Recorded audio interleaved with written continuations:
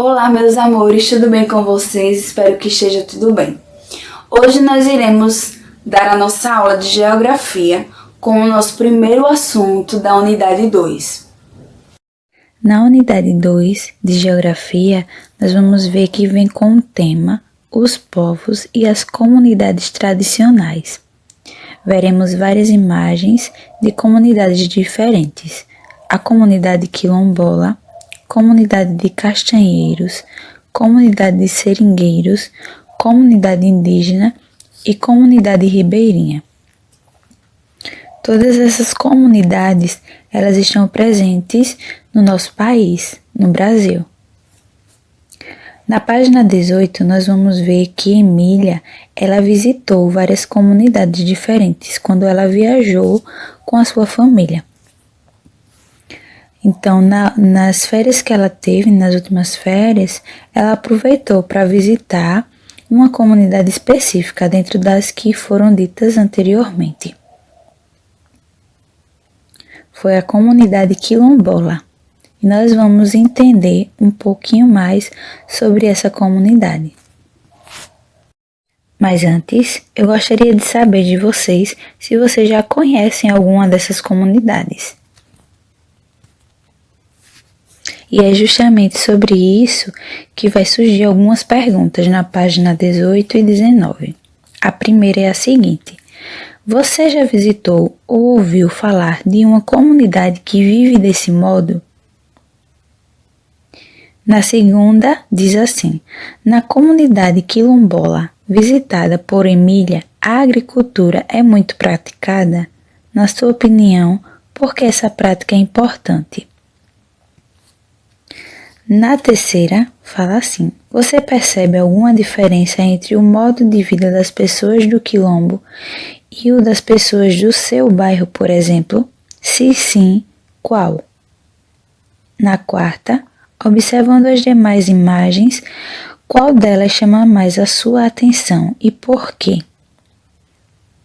E na quinta, o que você sabe sobre o modo de vida de cada comunidade representada pelas imagens?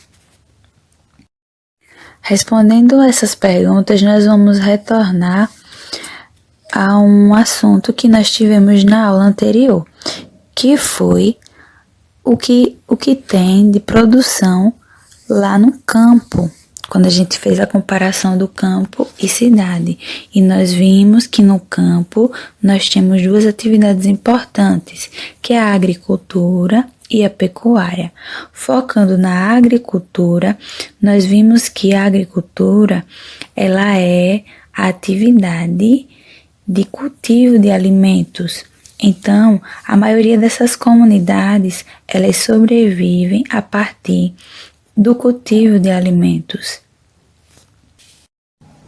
Então, sempre que ficamos de férias, temos algum recesso, que viajamos, que fazemos algo diferente, a gente fica ansioso para compartilhar com as pessoas da nossa escola.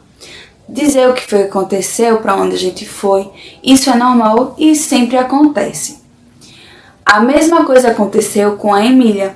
Emília, ela, nas férias, ela viajou com sua família e conheceu uma comunidade quilombola. Para a gente entender um pouco sobre essa comunidade, a gente precisa saber como ela surgiu, quando foi que ela surgiu. Então, hoje as comunidades quilombolas, elas são constituídas por pessoas que são descendentes de negros que foram escravos, certo? Mas como surgiu essas comunidades? Na época em que os negros foram trazidos para cá, para o Brasil, para serem escravos, alguns deles conseguiam fugir e montavam grupos, que como se fosse um refúgio para eles mesmos. Então, todas as pessoas que conseguiam fugir, que eram dos escravos, que conseguiam fugir, eles iam para esses locais que são chamados de quilombo. O que chama a atenção nessas comunidades é que elas são diferenciadas do que geralmente nós vemos na cidade. Nós vamos ver que nas comunidades os hábitos, a cultura, ela é diferenciada. a gente vai ver que eles comem do que eles plantam. As danças são diferentes. Essas comunidades, elas permanecem existindo até hoje porque os seus costumes e seus hábitos são transmitidos de geração por geração. As pessoas que se refugiavam nesses locais, elas ficaram conhecidas como quilombolas. Os quilombolas, eles praticam a agricultura de subsistência. O que é essa agricultura de subsistência? É justamente a agricultura, o cultivo de alimentos, quando a gente tem o intuito de sobreviver a partir deles. Então, tudo que eu planto, eu vou colher e vou usufruir para a minha sobrevivência. Não é, por exemplo, como a gente, que sim, existe em agricultura, a gente pode até plantar alguma coisa no nosso quintal, em algum espaço, mas a gente pode ir ao supermercado e comprar alguma coisa, a gente vai em vários locais. Se a gente quiser, a gente em casa mesmo liga para alguém para trazer uma comida diferente. Então nós temos esse costume, já é um hábito nosso. Mas no caso dessas comunidades, elas têm essa prática. Tudo que elas fazem é para a sobrevivência delas. Os locais onde eles moravam ficaram conhecidos como quilombos. Por isso que o nome é comunidade quilombola.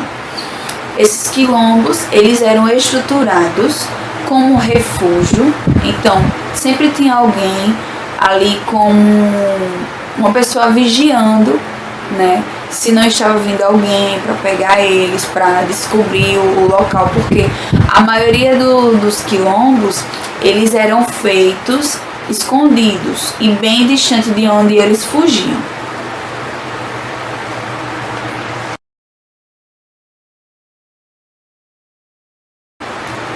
Veja agora uma festa conhecida como congada, e ela é uma das práticas das comunidades quilombolas. A congada é uma festa que recria a coroação de um rei do Congo, que é um país da África. Ela tem grande influência portuguesa e dos negros escravizados. Além da comunidade quilombola, que nós acabamos de conhecer, Otávio ajudou Emília a estudar um pouco mais, não somente a comunidade quilombola, mas outras comunidades também. Nós vamos citar 3 comunidades agora. Falaremos agora sobre a comunidade seringueiros. Os seringueiros, eles são muito presentes em locais onde se extrai o látex das seringueiras, como por exemplo a floresta amazônica. Lá dá origem à borracha, material que é utilizado nas indústrias e na fabricação de muitos produtos, como por exemplo luvas, bexigas, entre tantos outros, que são utilizados no dia a dia. Os seringueiros, eles também praticam a agricultura de subsistência, que é aquela que nós estudamos ainda há pouco, que é quando nós plantamos e cultivamos e comemos daquilo que nós plantamos. As comunidades de seringueiros, elas dependem das florestas, tanto como fonte de renda, quanto para obter o seu próprio sustento. Para manter os seringais, essas comunidades têm enfrentado muitos desafios, pois a derrubada de árvores para a utilização da madeira ou para a plantação e criação de animais tem sido prática comum de madeireiros, agricultores e pecuaristas. No Brasil, nós iremos encontrar os seringueiros na região norte, devido à floresta amazônica, pois lá nós podemos encontrar várias seringueiras. Então, por isso, nós vamos ver que a prática deles, da agricultura, da retirada do látex, nós vamos encontrar predominante nesse local. Outra comunidade bastante conhecida no nosso país é a comunidade dos ribeirinhos. Nós vamos observar que Otávio, quando estava observando o livro, ele viu algumas imagens de comunidades que são próximas de rios. E a comunidade do Ribeirinho, dos ribeirinhos, ela é justamente esse tipo de comunidade. Ela é próxima a rios. Geralmente as casas dos ribeirinhos, elas são elevadas para que o nível das águas do rio não alcance e nem derrube, não invadam as casas. Elas são chamadas de palafitas, que normalmente não têm energia elétrica ou água encanada.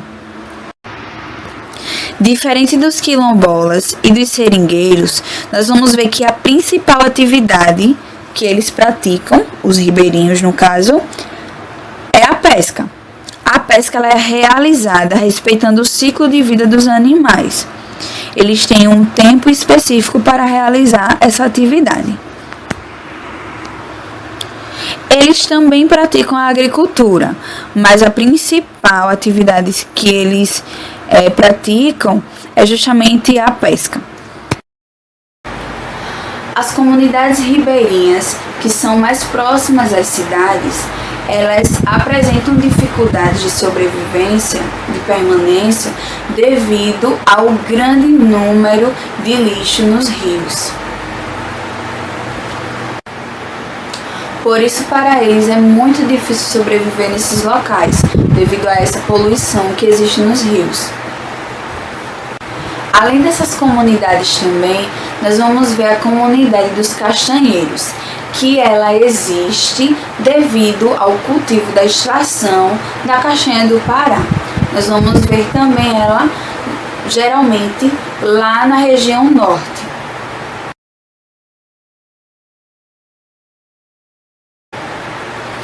Os castanheiros, eles extraem a castanha com o facão devido ao seu casco ser muito duro. E nós vamos observar que a castanha, ela vai ser muito usada na fabricação de alguns produtos de banho, como shampoos e condicionadores. Das 4 comunidades que nós citamos, as 3 últimas, elas são predominantes na região norte e nós vimos que elas têm uma prática em comum, que é justamente a retirada de algo da natureza para a própria sobrevivência. Nós vamos chamar isso de extrativismo. O que é extrativismo? O extrativismo é tudo aquilo que nós extraímos da natureza. Ou seja, toda a atividade de coleta, tudo que é retirado de produtos naturais. Eles podem ser classificados de 3 formas: de origem animal, vegetal e mineral. O extrativismo, ele é uma atividade bem antiga, já praticada pelo ser humano, desde antes de surgir os termos agricultura, pecuária e a indústria. As 3 últimas comunidades citadas, elas são um verdadeiro exemplo de extrativismo. As 3 últimas comunidades citadas, que são consideradas comunidade tradicional, elas têm a prática do extrativismo nelas. Se você prestou atenção, todas aquelas perguntas que nós citamos no início foram respondidas através das explicações dessa aula.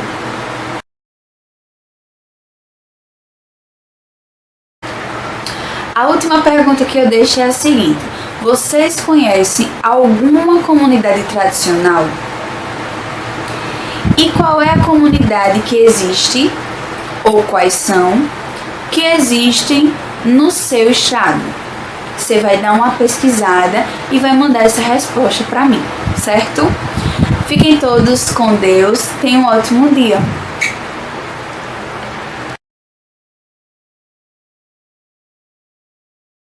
Fala, criançada, tudo bem com vocês? Sou o professor Guilherme.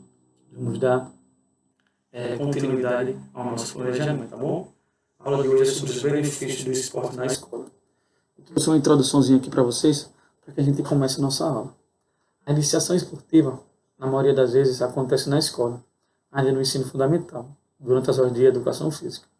É durante as aulas dessa disciplina que as crianças e adolescentes entram em contato e descobrem muitos desportos.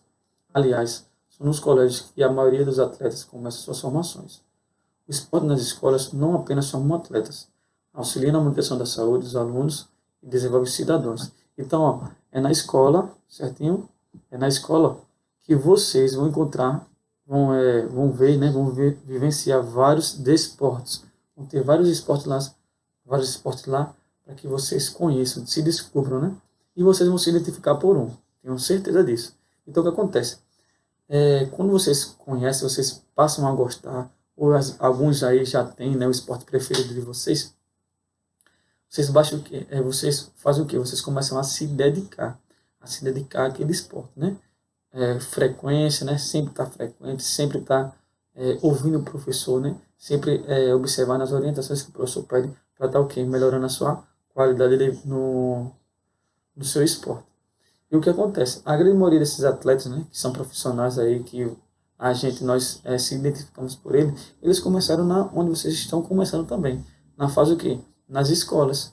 Eles começaram a vivenciar o esporte deles favorito na escola, certo? Foram os primeiros passinhos dele lá. É a coisa que vocês estão fazendo, certo? As coisas que vocês devem também focar.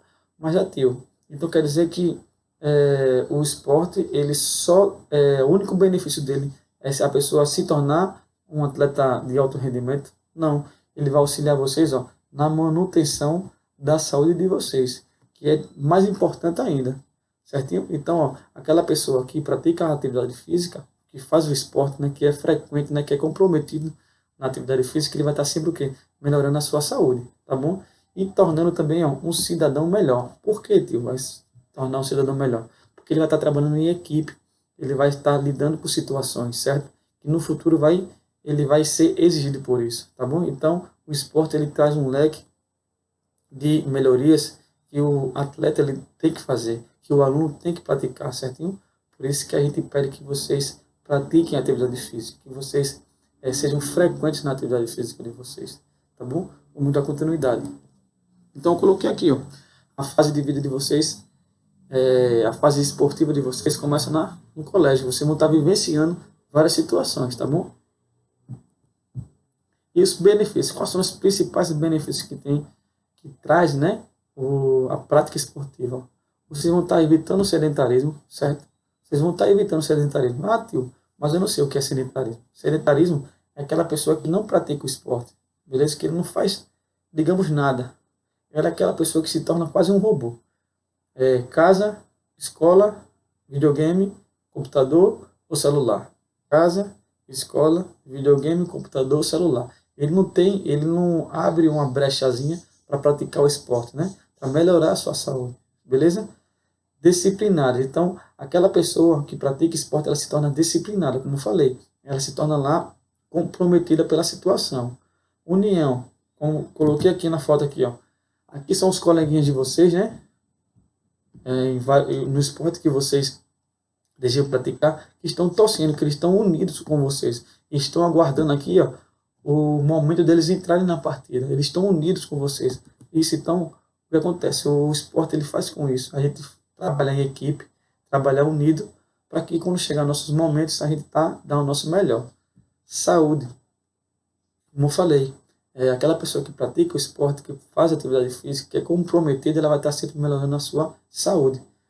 E o emocional também é o mais importante. O que acontece? Aquela pessoa que pratica esporte, que faz atividade, né? Quando ela vai para uma competição, seja ela fora do colégio ou dentro do colégio, né? Contra o seu outro amiguinho lá, ela tem que estar preparada para várias situações, né? Ela pode ganhar, ela pode perder, ela pode até chegar igual ao seu companheiro. Então, a educação física, o esporte, naquela pessoa que pratica esporte, ela vai estar sempre melhorando essa qualidade dela, tá bom? A prática da atividade requer. O que é que a prática de atividade física ela requer? Ela requer, como eu falei, ela requer o comprometimento. Ó.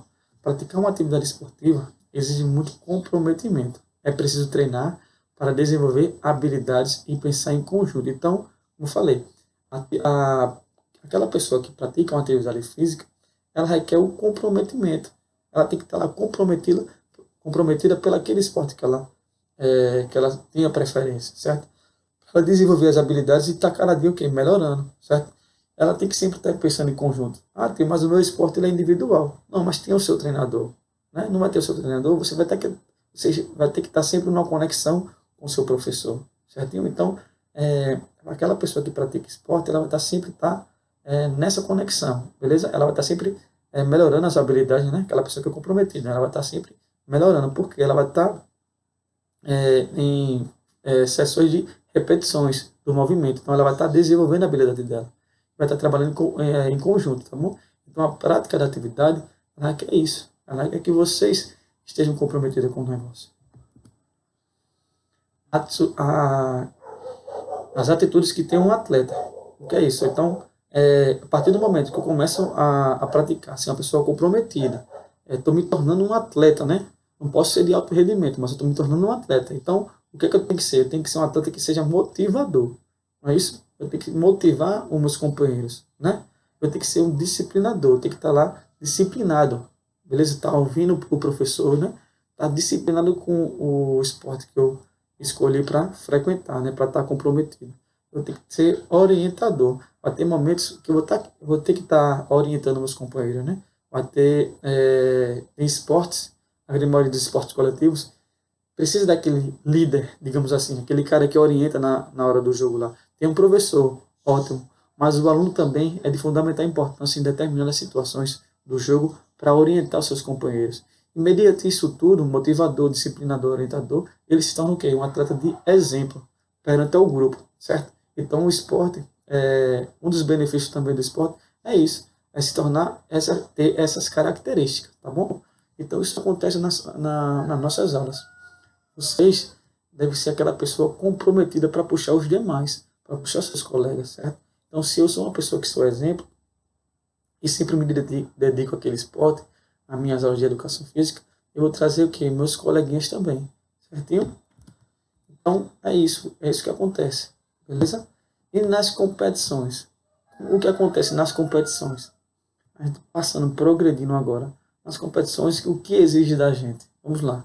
Sabemos que em eventos esportivos, já fugindo um pouquinho saindo do ambiente, né? Me tornei, treinei bastante, tenho aquele esporte escolhido por mim, né?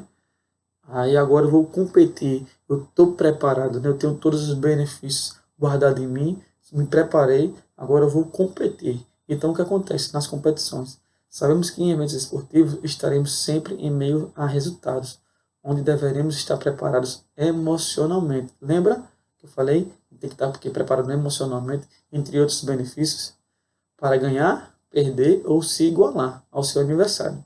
Daí eu vou fazer uma grande pergunta para vocês. Qual atitude, né, tomamos em determinadas circunstâncias?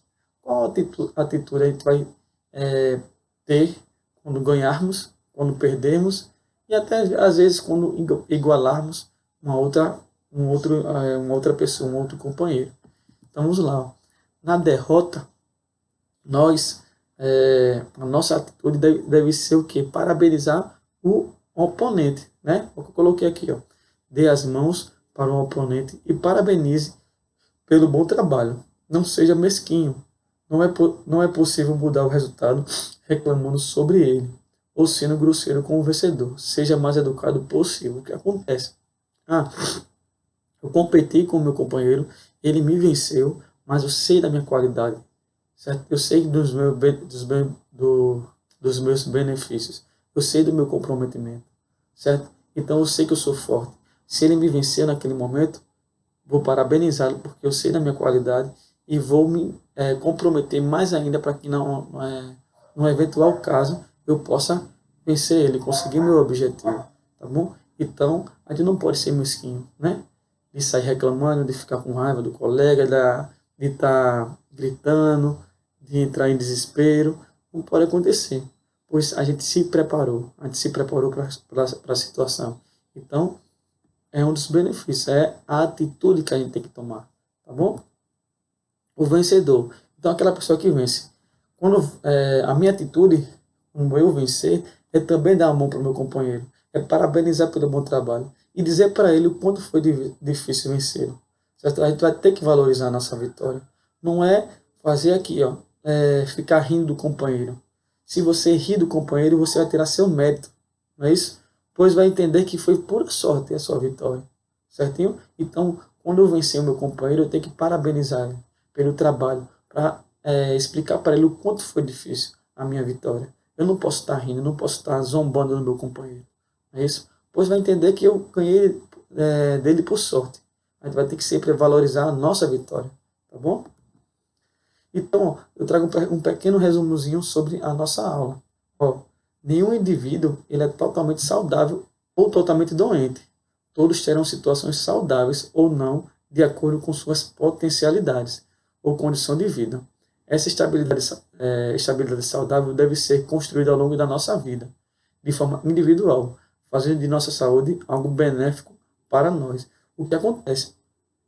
Como foi mostrado, vocês devem estar em prática, em comprometimento no esporte de vocês, certo? Para ter o quê? Uma vida saudável, pois a nossa saúde, ela como é que se diz? Ela vai estar pareada, digamos assim, com a gente, caso a gente pratique o quê? O nosso esporte. Se a gente pratica o esporte, se a gente é comprometido ao esporte, a gente vai ter o quê? Uma situação que é saudável. Se a gente é aquela pessoa, como falei no começo do vídeo, se a gente é uma pessoa, digamos, um robô, nós teremos problemas de saúde, entendeu? Então, o que acontece?